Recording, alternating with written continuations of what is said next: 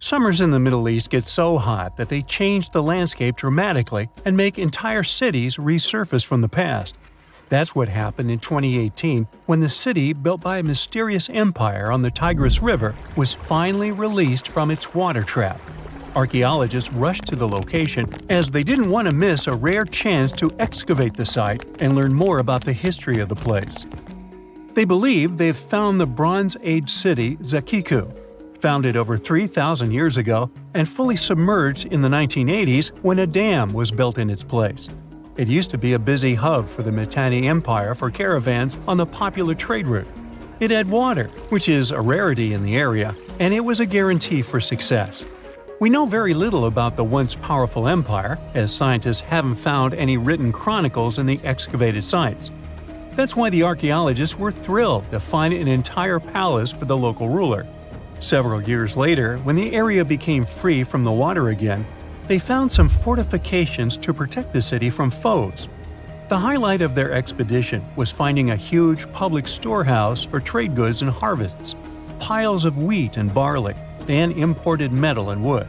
Bread was the staple food for the locals, and they also loved big pots of vegetable soups and stews for lunch. Each household kept sheep, goats, cows, and pigs, so they had a steady source of milk and meat for special occasions. All the constructions found so far were built from bricks molded from mud.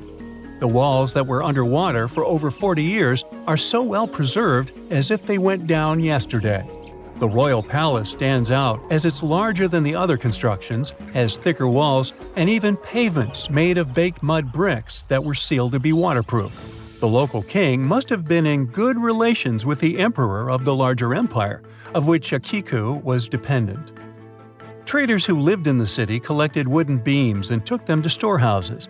The beams arrived down the Tigris River from the forests in the mountains in the north and east of Mesopotamia.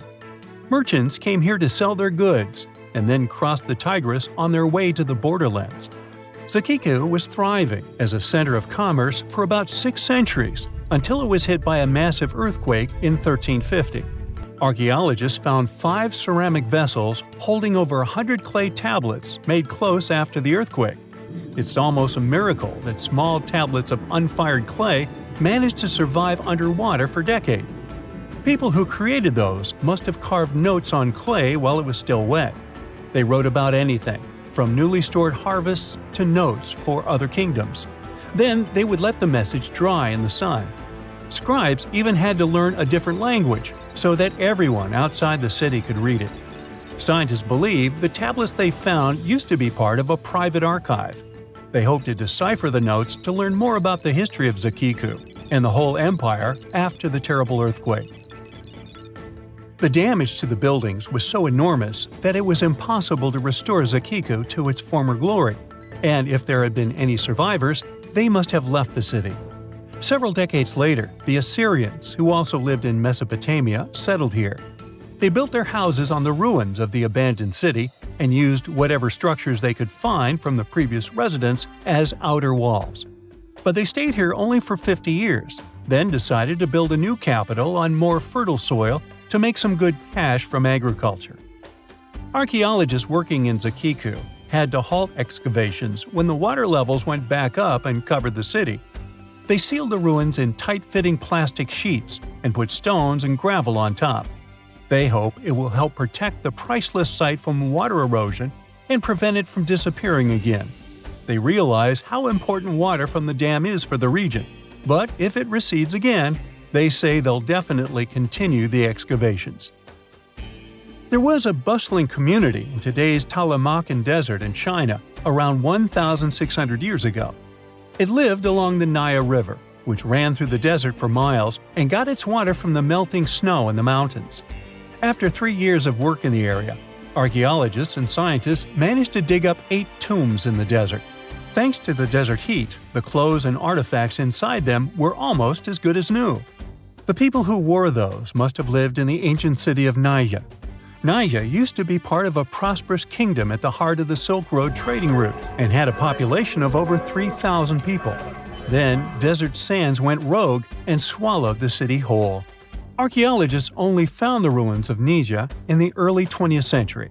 Scientists from different countries have tried to solve its mysteries. It looks like the tombs discovered at the end of the 20th century belonged to the wealthy. There were some expensive items inside: a quiver and bow, metal arrowheads, gold earrings, and a glass bead necklace, a lacquer box with a comb, makeup, and a sewing kit in one of the tombs. There was also some silk of top quality, and even the bright colors like green and yellow haven't faded on it.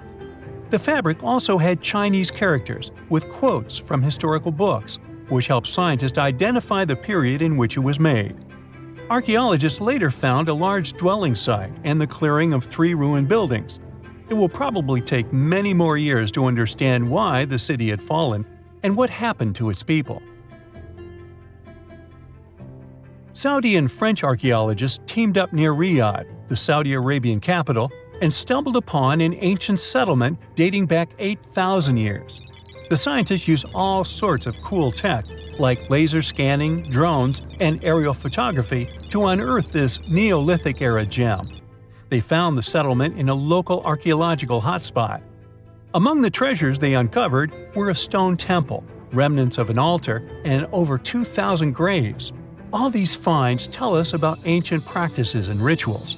The team also found the foundations of 4 massive buildings, corner towers, and open-air courtyards, all with underground reservoirs to store water for agricultural use.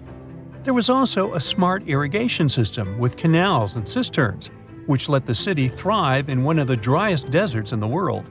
Rock drawings etched into the nearby mountain depicted the daily life of the locals. The excavations have been going on in the area for over 40 years, and scientists still keep finding new artifacts to answer more of their questions.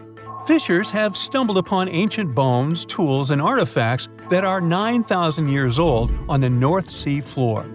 British and Dutch archaeologists and paleontologists rushed to see the finds as they were hoping it could be evidence of the submerged Doggerland. And they weren't disappointed. There were even perfect sets of footprints left by Mesolithic people who lived here. 12,000 years ago, during the last major ice age, the British Isles weren't islands at all. There was a landmass made of many hills, marshlands, and dense forests that connected them to the European continent. That landmass was Doggerland, where a prehistoric hunter-gatherer society lived and thrived. But then, the sea level started going up at the speed of 3 to 6 feet a century as glaciers were slowly but surely melting. The locals had to move to areas that today belong to England and the Netherlands. Experts decided to learn more about the history of Doggerland, using data from oil companies working in the North Sea. So far, they've created digital models of what the area of 18,000 square miles might have looked like before it vanished beneath the waves. They still need to analyze samples of ancient insects and plants and the DNA of animals to get a full picture. That's it for today. So hey, if you pacified your curiosity, then give the video a like and share it with your friends. Or if you want more, just click on these videos and stay on the bright side.